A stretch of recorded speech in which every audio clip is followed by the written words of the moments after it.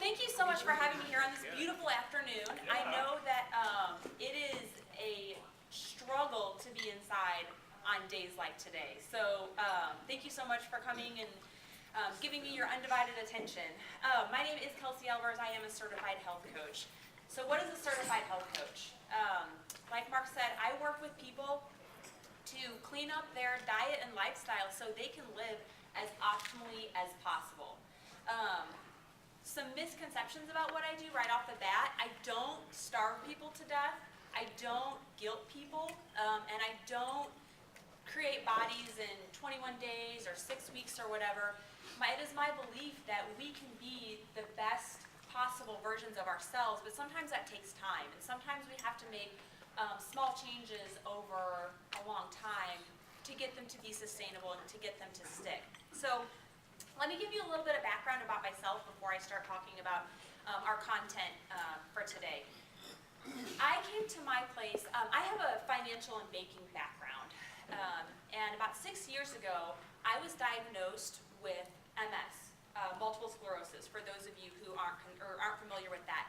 And this is a disorder where your nerve system attacks your immune system attacks your nerve endings, and it can result in immobility, loss of balance, loss of coordination, blindness, all sorts of different issues. My biggest fear when I got that diagnosis, I had been an athlete my entire life, played sports in high school and college, super active, and my mom and great-grandmother had MS. And I watched them move into, well, not my great-grandmother, she passed away before I was born, but I watched my mom move into some serious immobility problems. And that really scared me, and I didn't want that for myself. So I did what most of us do, is I went to the doctor and I said, give me your best medication as much as possible to make me feel better. The problem was the medication didn't make me feel better. I was taking 8 shots a week. It wasn't a good situation. Switched to oral medication. The list of side effects of this medication, it was actually breaking me down more than it would have ever helped my disease progress and get better. So I was like, something has to happen, something has to change, and I really wasn't sure what it was going to be. But I was working with a trainer at the time, and he kept telling me that there was an association between gluten and MS. And I was like, well, that's hokum, right? Because food only makes us skinny or fat. It doesn't really make us better or stronger or anything like that. But then I kind of thought, what do I have to lose? And I did a 30-day challenge to clean up my diet, get all of these highly inflammatory, toxic foods out of my life. And I didn't feel better right away, but I noticed I had more energy, my skin cleared up, lost a little bit of weight. So that was all great. I'm like, well, I'll stick with this. And over time, I started noticing that my symptoms started disappearing. I had numbness and tingling in my legs, shocks down my spine, all this kind of stuff. And whereas I couldn't walk down 4 stairs at the age of 25, prior to changing my diet and prior to changing my nutrition, I was then able to move and walk without fear of falling. I mean, and I'm a klutz anyway, so it's lucky I didn't fall on my way up here.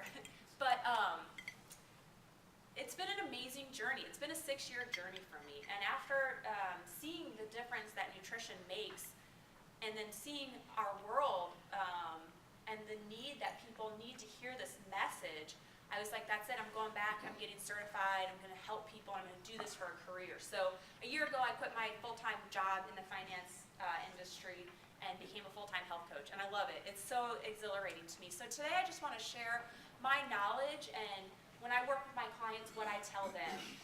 It's not, like I said, it's not about guilt. I don't want anybody to be like, oh man, she's going to tell me about all the bad things I eat. Well, we are going to talk about all the bad things you eat, but from the point of what are some sustainable changes you can make today when you leave here. That if you look back a year or 2 years from now, if you hold true to some of these changes, how different you might look and feel. So I have fun news to share. I got a new car 2 weeks ago. And I was really excited for this because I hadn't gotten a car in over 10 years. And it had a Bluetooth enabled, right? I hadn't had that. It had a sunroof. And it had a new gas gauge that told me when I was getting too low on gas, like most cars do. But it doesn't get as good a gas mileage as my old car. And I ran out of gas on the side of the road. Because it came on, and I'm like, oh, I more trips to and from Edwardsville from my house or whatever, no big deal. And I ran out of gas. Has anybody ever run out of gas? Yeah. Good stories. Anybody have any funny stories? They're never funny. They're never I used to think they were funny. I would agree with you now. And my husband would agree with you too. So I do a lot of work with Triad High School. And I had asked this question one time, like, hey, have you ever run out of gas? Anybody have any good stories? And this girl was like, yeah. One time a Sunday morning, my friend and I wanted to go to Taco Bell. First mistake, right? So we got in the car, and we didn't have shoes on, and we just had like camisoles and shorts on, and it was pouring down rain. And they ran out of gas and had to push their car to the gas station. So I thought that was funny. But moral of the story is if you have to go to Taco Bell on a Sunday morning, make sure you put shoes on. But why am I talking about running out of gas? Because we very much understand that our cars need regular maintenance, regular fuel, and good quality fuel, right? But we rarely understand that our bodies need the exact same attention, right? And just like our cars need fuel, our bodies need fuel, and food is our body's fuel. So just like, what would happen if I had a non-diesel engine and I put diesel gas in my car? Would not be pretty. It would not be pretty, right? Has anybody ever done that? No. I've heard that they're changing all the nozzles and stuff like that, so you can't even put the diesel nozzle in a regular car. But I know people who have done it, and it is not. It destroys your engine, right? So we need to put fuel in our bodies, and we need to put the appropriate fuel in our bodies. So let's talk about what's appropriate fuel and not appropriate fuel. So my entire outlook is that we just need to be eating real foods, right? Most of what we have, whether it's body composition, so maybe fat loss goals, or maybe as we're aging, we just feel creakier and things aren't moving quite as well as maybe they used to. A lot of that can be solved by looking at what we're eating and putting into our body on a daily basis. So when I say real food, what do you think of? Vegetables. Vegetables, great. Beef. What's that? Beef. Beef from a real cow, right? Yeah. What else? Fruit, yes, absolutely. Fish, we said fish over here earlier when we were talking. Ice cream's real. Ice cream. Yeah, it's, you know what? When Bobby's in Maryville opens, I usually have that conversation with myself every year. It's real food, right? I can see it, I can touch it, it's real. Real food, right, is fruits, vegetables, fish, meat, nuts, seeds, things like that. Things that I tell people, if you can look at food and make a reasonable path from how it got to the current form that it's in, it's probably safe to eat, right? If we look at, Lucky Charms. How the heck do you make Lucky Charms, right? I don't know, but it's, yeah, right. Sugar, processing, food coloring, smells, all of these things that our bodies, that's like diesel fuel in a non-diesel engine. Our bodies don't know how to process that. And eventually, whereas if you put diesel fuel in a non-diesel engine, your car will break down like that. Our bodies are a little bit more resilient. It might take 5, 10, 15, 40, 50 years for it to break down, but if that's a regular fuel that you put in your body, it's going to start to break down. I like to call these foods food-like products, right? Because they look like food. We think they're food, but they're really not appropriate foods for our bodies. So we got to get those out. Another good guideline is avoiding the inner aisles of the grocery store. Have you ever considered that? And not everything, right? Like I like to get canned coconut milk from inside the grocery store, things like that. But if we're sticking to the outside, everything there has an expiration date because that's where the refrigeration systems are set up. So if something will go bad, it's more likely to be a real food product. Now, that's not always true, right? We see things in the frozen section that are a little skeptical, but right, we can generally stick to that. And there's some things in the inner aisles that we want to eat that are good for us. Maybe olive oil, some bottle of wine every once in a while, something like that. So avoiding those inner aisles, and and sticking to those real food products is the number one thing that we should do.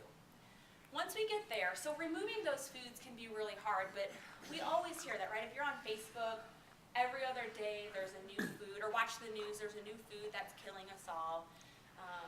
And that can be paralyzing. Do you ever feel paralyzed by the amount of foods that will give us cancer? Right? Like, because almost every food you can make a case for, might cause issues. I saw a study that related broccoli that had some carcinogenic effect to it. I'm like, I don't really know about that. But anybody can make a case for anything on the internet these days. So what happens when you remove this bad food? What do you put in place? Like, how do you do that? That's where it gets really tricky. So I like to use a strategy called macronutrient appropriate, micronutrient dense. So it's a really long fancy word for eating the right types of food with a lot of good vitamins, minerals, and other nutrients in it. So think about a macronutrient. Who's heard of a macronutrient? Yes, our chiropractor has heard of a macronutrient. A macronutrient, if you think about it right, what does macro mean? It means bigger, global, sort of look at something. So it's basically a way of dissecting our food into different categories. And the main three macronutrients are proteins, carbohydrates, and fats. And understanding how our bodies process those will help us get to our aesthetic goals and getting our body to look the way that we want it to look. So if we think about, anybody go camping regularly or has been camping? Yes, I don't camp. I go to the DoubleTree and I'm like, this is like camping, right? And so if we think about a campfire and we think about our macronutrients,